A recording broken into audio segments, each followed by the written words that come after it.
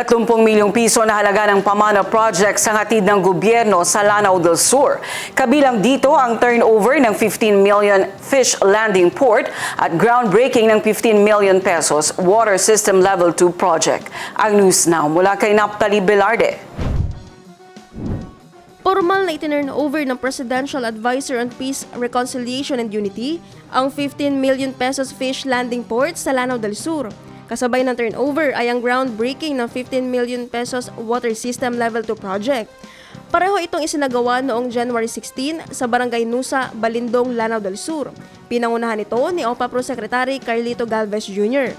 Ang dalawang proyekto na may kabuang halaga na 30 million pesos ay bahagi ng Payapa at Masaganang Pamayanan Program o PAMANA, isang programang naglalayong ihatid ang peace dividends at kaunlaran sa mga komunidad sa Bangsamoro Autonomous Region in Muslim Mindanao. Ito ay pinondohan sa ilalim ng Fiscal Year 2024 PAMANA Program. Ang fish landing port ay opisyal ng ipinasa sa lokal na pamahalaan upang magsilbing sentrong pang-ekonomiya para sa mga mangingisda. Inaasahang makababawas ito sa post-harvest losses at magbibigay ng maayos na lugar para sa bentahan ng huli na direktang magpapataas sa kita ng mga pamilya sa baybayin. Habang ang konstruksyon ng Water System Level 2 project naman na pinondohan sa ilalim ng Fiscal Year 2025 pamana budget ay nilalayong tugunan ng matagal ng pangangailangan ng komunidad sa maaasahan at ligtas na supply ng malinis na inuming tubig. Sa kanyang mensahe, iginiit ni Galvez na ang mga proyektong ito ay higit pa sa simpleng infrastruktura.